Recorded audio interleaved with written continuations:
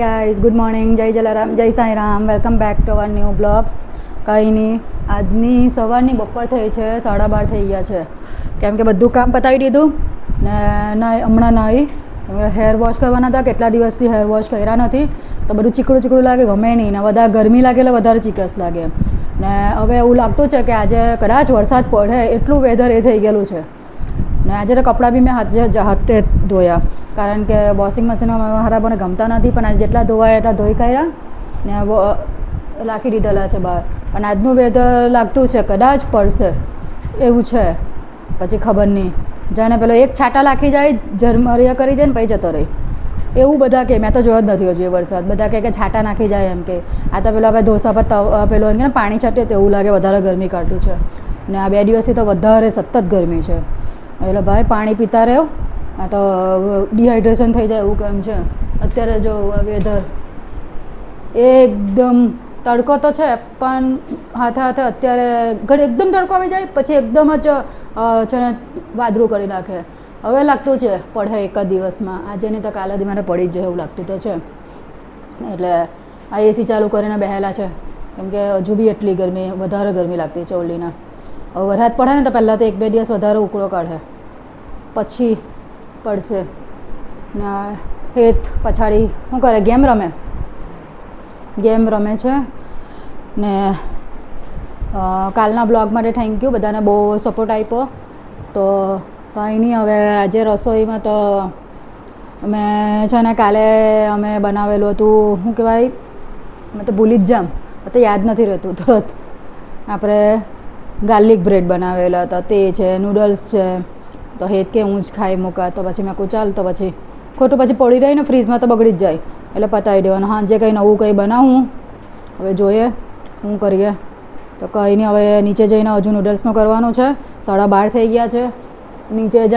નીચે જઈને garlic બ્રેડનું ready કરી દીધેલું છે, એટલે ખાલી એર ફ્રાયમાં મૂકવાનું જ છે. તો કંઈ નહીં, મળીએ પછીના 7 વાગી ગયા છે. બધું કામ પતાવ્યું, પછાડી સીટીનો અવાજ આવતો હશે. તો કંઈ નહીં, મગ બનાવવાની છે. મગ રોટલા કરી લાગ્યા, પાણીથી અથાણું કર્યું. રીતને બજાર કામ હતું તો બજારનું કામ કરાવ્યું. એને ખબર નહીં, આજે ઉઠીને અચાનક એટલી ખજવાળ જેવી રીતે મને વચ્ચે થઈ ગયું ને એવું થઈ ગયું હતું. હવે શું પ્રોબ્લેમ છે હવે મને ખબર નથી પડતી. મેં એકચ્યુઅલી છે ને બ્લિંકિટ પછી એક એ મંગાવ્યું હતું ડિટર્જન્ટ. હવે એ ડિટર્જન્ટ મોંઘું એવી નથી કે સસ્તામાંનું, ખબર નહીં એના હું થયું એ ડિટર્જન્ટથી ધોવા પછી બધી ખજવાળ ચાલુ થઈ ગઈ છે એવું લાગે. તો ખબર નહીં એટલી કે એને બધા હીરવા જેવા નીકળી આવ્યા. ફટાફટ એને અવાગ્યો, ક્રીમ લગાવ્યું, ત્યાર પછી એને રાહત થઈ. તમારે ફટાફટ ડૉક્ટરને ત્યાં જવાની તૈયારી રાખેલી એવું થઈ ગયેલું હતું. અચાનક ખબર નહીં હું થયેલું કે વોશિંગ મશીનમાં કંઈ પ્રોબ્લેમ આવી ગયેલો કે ખબર નહીં. હવે મારી જેમ કોને આ ગઝલ સાંભળવાનો બહુ ગમે. મેં અત્યારે કામ કરતી છું ને એટલી વાર ગઝલ સોંગ બધું એવું સાંભળું. તો કંઈ નહીં, હવે મગ ને હેત તો આવી ગયો બજાર, બધું મોકલેલું લેવા તે આવી ગયો લઈને. તમે મગ નહીં હતા, મગ બનાવવાની છું. એ બી કહે કે આજે તો મેં ખાવાના, ખાતા હોય ત્યારે ખાવા પીવાનું. એટલે હવે કદાચ કાલે જવાનું છે મારે, કદાચ બહાર જવું પડશે. મારા મામાને કદાચ તબિયત ખરાબ છે એવું કહી ગઈ છે. હજુ ફોન નથી કર્યો, મમ્મી લોકો વાત કરતા છે ત્યાંથી અમેરિકાથી, એટલે પછી હું પણ કરું. તો કાલે કદાચ જવાનું રહેશે. જવાનું થાય તો ત્યાં હું બતાવીશ. તો કંઈ નહીં, ચાલો મળીએ પછી. The next day. તો આજના તો 12 વાગી ગયા, કામ બધું પતી ગયું, રસોઈ થઈ ગઈ. હેતનો કબાટ પાછો ક્લીન કર્યો. થોડાક તો કપડાં કાઢેલા તે આપી દીધા પહેલાં ભાઈને, બીજા કાઢ્યા. ને મેં તમને કીધું ને કાલે એને એલર્જી કે ખબર નહીં એને શું થયેલું પેલા ડિટર્જન્ટની, તો પાછા બધા વોશ કરવા. એક વખતનો તો ધોવાઈ ગયા વોશિંગ મશીનમાં, પાછા બીજા લખેલા છે, કારણ કે બધા જ ધોઈ કરવાની. મેં કહું જે હશે તે. હવે કેમ કે એને એટલું ખતરનાક થયેલું ને, એટલે એને આજે જરા તાવ જેવું છે ને, કેમ કે એલર્જીના લીધે જરા ખબર નહીં એને ડિટર્જન્ટની કંઈ મને બી હજુ બી ખજોર આવતી છે, એટલે બધા એક હાથે ધોઈ જ કર્યા કપડાં. આજે ને એને મોડું કાલે બે વખત નવું પડ્યું. અત્યારે શરદી જેવું લાગતું છે ને, માથું દુખતું છે, આંખ ખેંચાય મારી. ખેંચાઈ મને થયું ને 2 દિવસ મેં કીધું ને એવું. ખેંચાતી છે હવે એ હું થયું તે જ સમજતી પડી.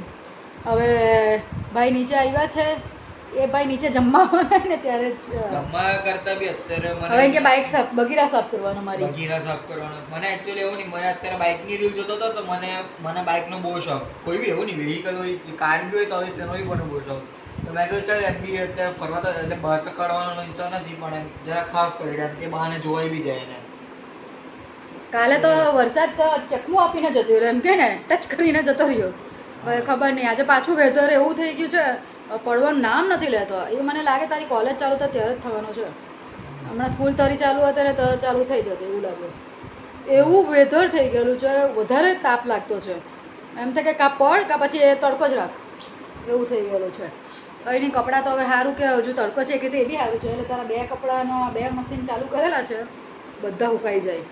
હવે હું થયેલું છે કંઈ ખબર નહીં પડી અચાનક જ ખજવાળ એવી ચાલુ થઈ જાય એટલે તો કંઈ નહીં. હવે કઢી મરચાં ભાત બનાવ્યા છે હારું કાલે મગનું શાક બનાવેલું તો એ છે રોટલા છે. હવે એ તો બગીરાને સાફ કરે પછી જમી લે મળીએ પછી. તો ચાલો હવે અત્યારે નીચેથી આવી ગયો છું જમીને અને આજે બનાવેલું હતું અમે લોકોએ ઝાલમુરી પાછી એમ કેમ કે એ તો યાર એ તો ફોર એવર થિંગ યાર તમે ખાઈ જ શકો કેટલું પણ ખાઈ શકો કંટાળી નહીં શકો એવું વસ્તુ છે. એન્ડ આજે બગીરા સાફ કરી અને બગીરા છે ને જરાક એમ છે ને વહેલી ગંદી થઈ જાય કેમ કે મેટ ફિનિશ હોય ને એટલે તો એને સાફ કરી થોડુંક એને પણ ચલાવ્યું આજે.